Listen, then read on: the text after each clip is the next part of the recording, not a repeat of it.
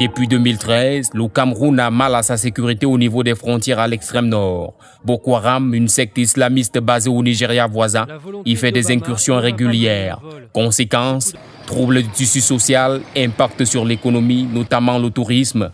La menace est devenue sous-régionale. Hormis des Camerounais, les victimes en terre camerounaise sont parfois canadiens, italiens ou français. Certains pays dissuadent même leurs touristes de fréquenter la zone de l'extrême nord du Cameroun. La communauté internationale est inquiète et cherche à lever l'équivoque Boko Haram.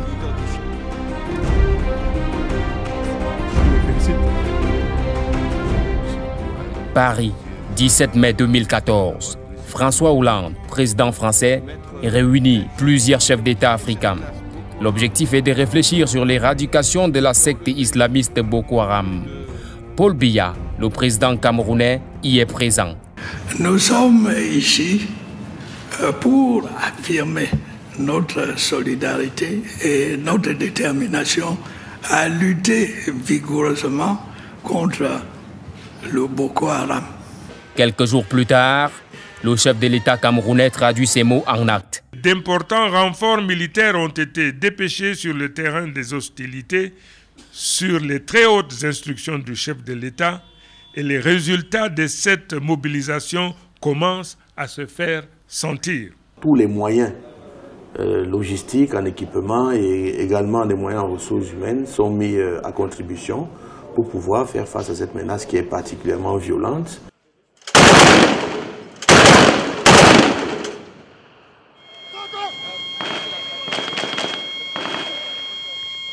Les attaques de Boko Haram sont désormais répandues du tic au tac. Dans certaines zones frontalières de l'extrême nord, le bilan des victimes est généralement lourd dans les rangs de la secte que dans les rangs de l'armée camerounaise.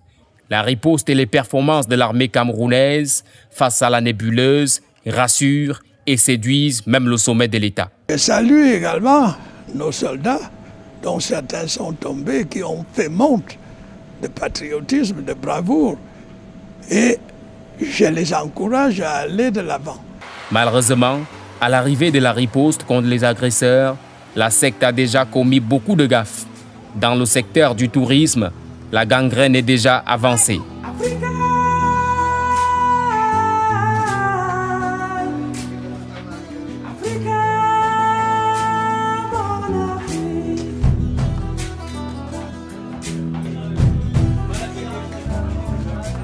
Ici, au centre artisanal de Maroua, l'activité tourne au ralenti.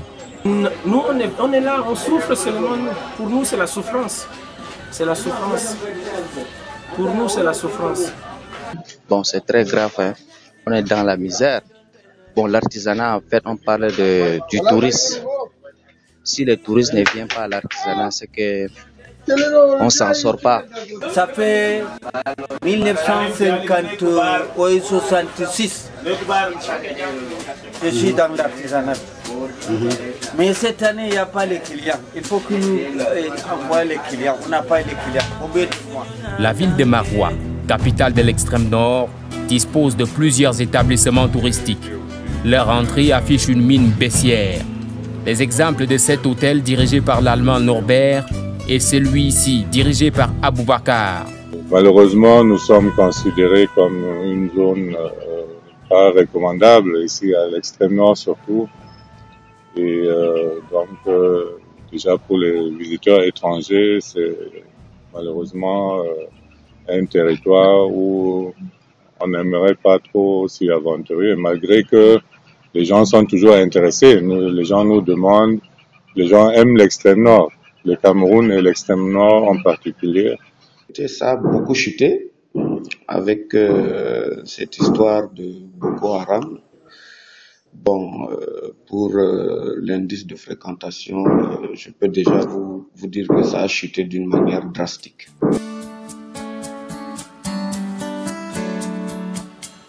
Direction Douala, la capitale économique du Cameroun.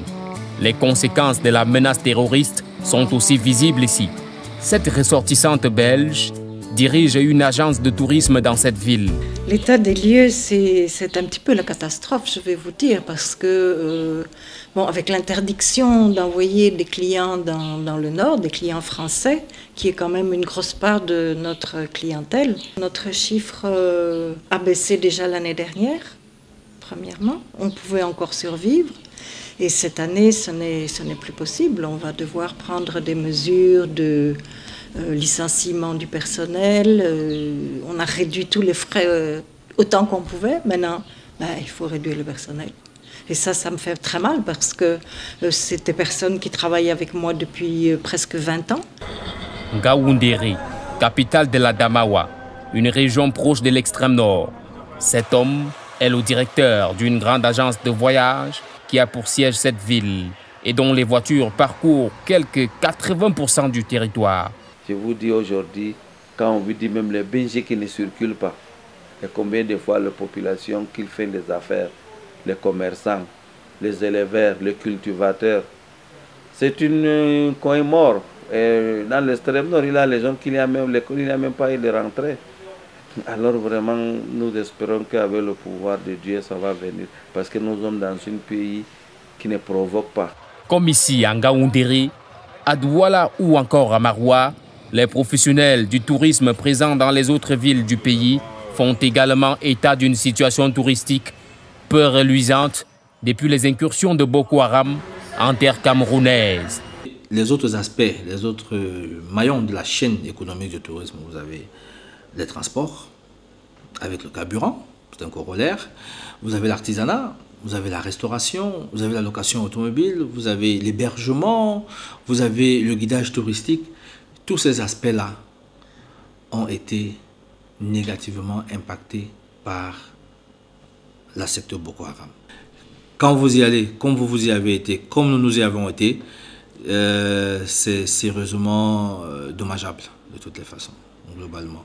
La tendance, il y a quelque temps, semblait pourtant avoir fait du Cameroun une destination privilégiée. Quand on parle de 2010, c'est effectivement l'année où le Cameroun a acquis le statut de destination touristique selon les critères de l'Organisation mondiale du tourisme, parce que nous avons reçu cette année-là 572 000 touristes internationaux. Et on a fait 612 000 en 2011. 2012, on a été à 8 000, à 800 000. 2012, c'était 812 000. Et puis l'année dernière, en 2013, on a franchi le cap de 914 000 arrivées internationales. Les professionnels de ce secteur arguent que la situation actuelle du tourisme s'est davantage aggravée à cause des interdictions précoces que certaines ambassades et pays ont données à leurs ressortissants concernant la fréquentation touristique de la zone de l'extrême nord. Ce n'est pas parce qu'on a enlevé une famille. Il y a des attentats en Europe, en France, partout en Europe. Il y a des attentats partout. Ce n'est pas pour ça que les gens s'arrêtent de visiter la France ou la Belgique. On continue, ou l'Angleterre. Il y a des menaces, On visite quand même. Alors je ne vois vraiment pas pourquoi il y a ces interdictions aussi drastiques.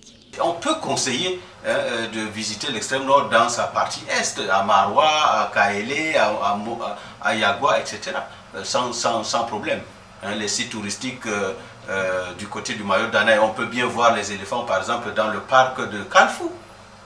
Il n'est pas dit qu'on puisse aller regarder simplement les éléphants au parc de Ouaza, qui en ce moment pose quelques petites difficultés encore. Les touristes intéressés par, le tourisme nautique. Vous avez les lacs de Maga, les lacs de Guéré au niveau du Mayo Danaï. Vous avez les paysages rocheux, montagneux dans le Mayo Kani, le doigt de Dieu à Motroa, le pic de Mindif, et les monts Lara, Midjiving, etc. Tout ça, ce sont des zones touristiques, ce sont des sites touristiques qui peuvent être visités sans difficulté. Jusqu'à présent, je pense que le Cameroun n'est pas encore dépassé. Vous voyez, c'est des escarmouches qui se font au niveau de la frontière. Je pense donc qu'il y a 3 départements qui sont particulièrement touchés par le phénomène de l'insécurité liée à Boko Haram. il y a le département du Mayo-Sava, il y a le département de l'Oron-Echari et il y a le département du Mayo-Tchanaga. Maintenant, l'extrême nord n'est pas que constitué de ces 3 départements. Il y a le Diamaré, il y a le Mayo-Kani, il y a le Mayo-Danaï, qui ne sont pas particulièrement touchés par les agissements de cette secte-là. Dans l'esprit des gens, Maroua renvoie à l'extrême nord. Or, c'est la région la plus peuplée et donc Maroua n'est qu'une entité de toute la région de l'extrême nord. Les gens ne vont pas souvent au fond pour se rendre compte qu'en réalité, la zone de belligérance, puisqu'on parle de questions d'insécurité avec la menace de Boko Haram, là, les zones de belligérance, c'est le Mayo Danaï, c'est le Mayo Sava, c'est le Logon Echari, c'est généralement là-bas, Amchide, Kolofata, Gabanongala, du côté camerounais, Tokombere, ce sont les localités les plus menacées souvent. Mais les gens étant loin, les gens ne voyageant pas souvent beaucoup. Et ça peut faire qu'on pense qu'on assimile la région de l'extrême nord et notamment les 3 départements à celle du Diamaré où se trouve Maroua. Si vous ne restez que dans cet espace guerre, qu'en dira-t-on du tourisme qu'on fait en Israël? Il y a la guerre au quotidien. Mais Israël est l'un des pôles mondiaux les plus touristiques, de par le tourisme religieux qu'on connaît si bien avec la naissance du Seigneur Jésus-Christ dans cet espace. Les gens y vont toujours en pèlerinage. Mais quand vous y arrivez, on vous canalise. Pourquoi ne pas balkaniser l'extrême nord en donnant des canalisations pour permettre au tourisme de s'exposer, de s'exprimer? Les envies restent, les envies demeurent. Mais ne frustrons pas les touristes, ne frustrons pas les experts, ceux qui sont donnés à faire du tourisme. Moulin Fournier lui-même s'était transformé pratiquement en agent publicitaire de la destination Cameroun. Il voulait y revenir, il disait combien il était beau, combien il était merveilleux de vivre au Cameroun. Et donc je crois que ceci a quand même atténué l'impact négatif que cet enlèvement aurait pu avoir. À en croire ces professionnels, le Cameroun demeure encore une destination fréquentable. Plusieurs touristes européens n'arrête pas d'ailleurs de le prouver. C'est aussi la raison pour laquelle le ministre d'État a insisté lorsque il était question d'élaborer le circuit du beau vélo de Ravel du bout du monde au Cameroun que nous avons reçu du 8 au 15 octobre dernier. Il a insisté pour que la Damawa soit inscrite, n'est-ce pas, sur cet itinéraire. Et effectivement, la 50aine de cyclotouristes, c'est-à-dire que des touristes qui, eux, vont à la découverte des sites touristiques à vélo, la 50aine a fait le tourisme dans la Damawa. Ils sont allés au Ranch de Ngaoudaba, ils sont allés aux chutes de la Vina, et puis ils sont allés au Sultanat où ils ont été bien accueillis. Ils ont voyagé librement, en train comme tout le monde. On était dans les marchés. C'était pour qu'on comprenne que même ce qui se passe à l'extrême nord n'est que confiné dans une partie de l'extrême nord, qu'il y a d'autres aspects, d'autres endroits de l'extrême nord où on peut continuer de pratiquer le tourisme. Et je crois que l'année prochaine, on va aller crescendo pour essayer de démontrer quand même que au-delà du Grand Nord, il y a plein d'autres richesses touristiques dans le Grand Sud, mais en même temps que ce n'est pas tout le Nord, mais alors ce n'est pas tout le septentrion qui est dépourvu de tourisme aujourd'hui.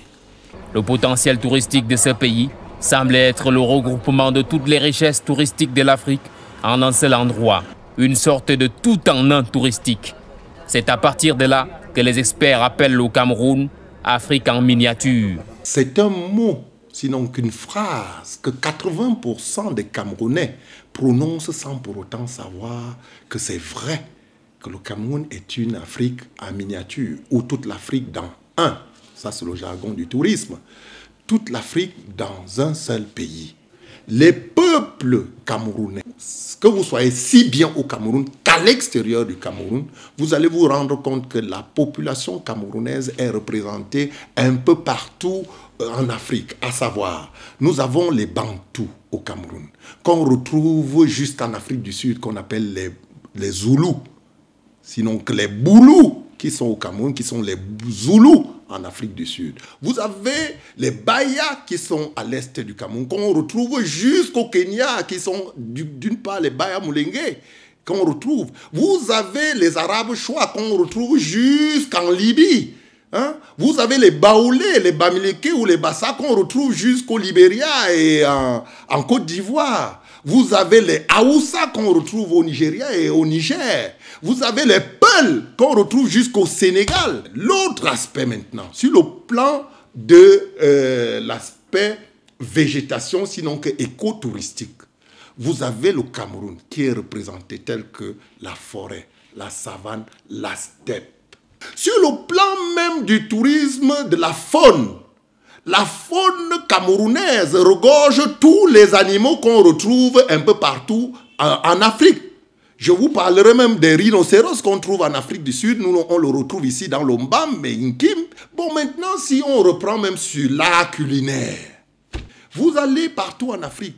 Lorsque vous allez dire à un Africain que vous avez le macabo, il ne va jamais comprendre. Ça n'existe pas chez eux. Or, nous avons le macabo au Cameroun.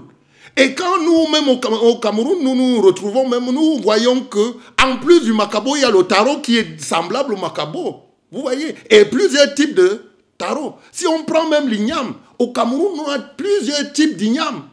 Or, vous allez dans d'autres pays africains, vous allez trouver une seule variété d'igname. D'ailleurs, vous voyez le mont Cameroun, ce gigantesque monument naturel que la nature a donné au Cameroun. Quand vous y accédez, quand on dit vous faites le trekking, sinon que vous faites l'ascension du mont Cameroun, vous allez trouver la forêt, vous allez trouver la savane et vous allez trouver la steppe. Et je reviens même à dire que même l'Afrique du Nord s'y trouve parce que à certains moments on y retrouve la neige sur le mont Cameroun à certaines altitudes. Et même les éléphants, la faune qui s'y trouve. Donc on dit que le mont Cameroun lui-même est le Cameroun tout entier représenté. Si on se prive de toutes ces richesses touristiques à cause de l'insécurité, alors si le Cameroun est privé de toutes ces richesses touristiques à cause de l'insécurité, ça va faire très mal au Cameroun. Ça va faire très mal au Cameroun parce que par ailleurs vous devez savoir que l'industrie touristique est la première au monde, avant l'industrie pétrolière. Selon certains professionnels du tourisme, les nationaux ont un grand rôle à jouer pour la relance du secteur touristique au Cameroun. Je crois que c'est très évident. Actuellement, c'est la solidarité camerounaise qui est demandée déjà, parce que nous ne pouvons pas vraiment exiger des visiteurs étrangers qui venaient de faire fi de toutes les recommandations. Là, il faut qu'on attende que ça se calme.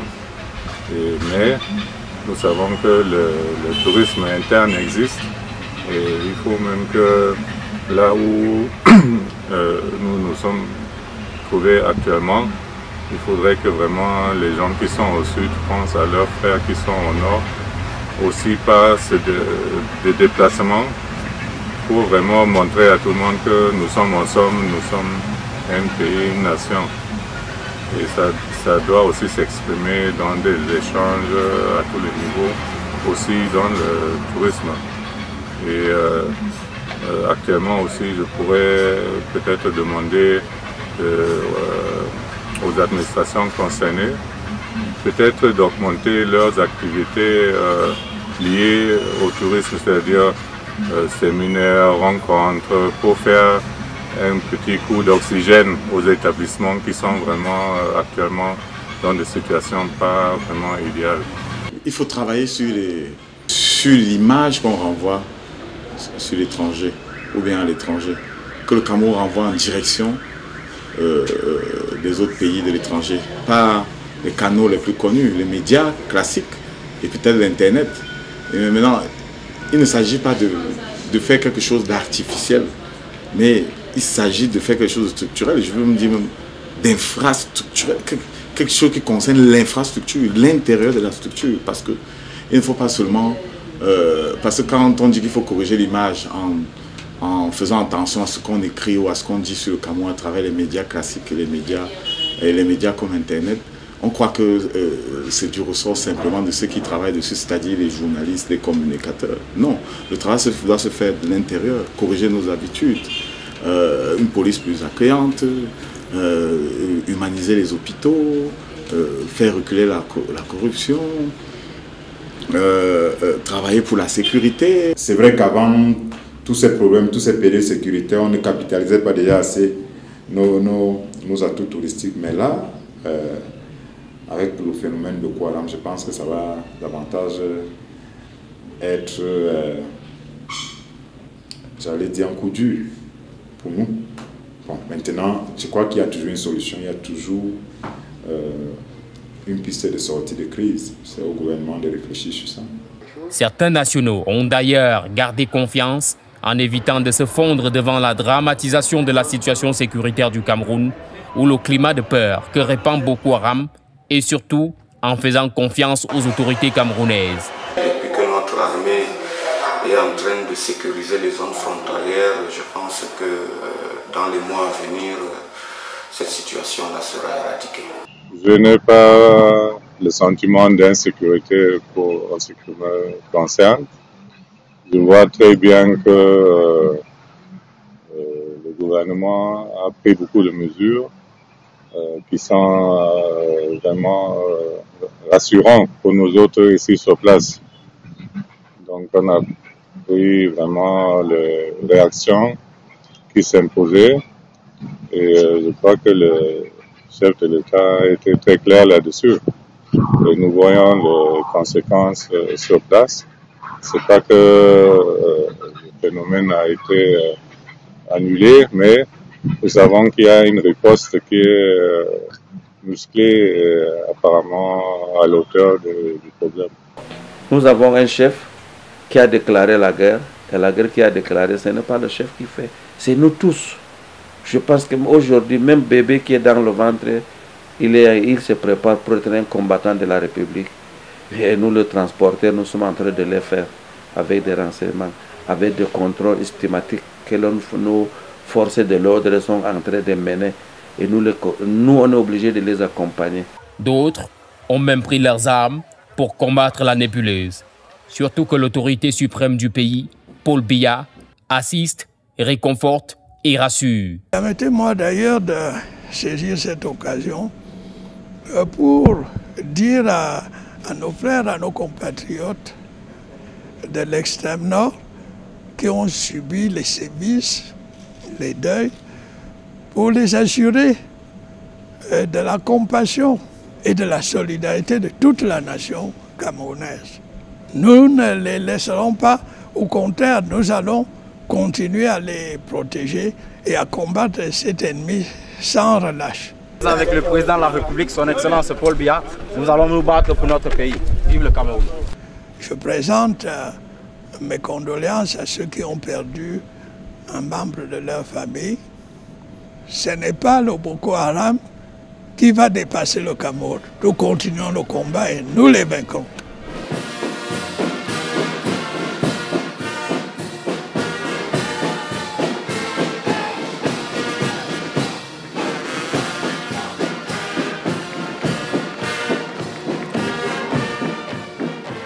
Et un touriste français rencontré à l'extrême nord de dire « Avoir une petite blessure sur son doigt ne signifie pas être blessé dans tout son corps. » Une réflexion ouverte pour tous.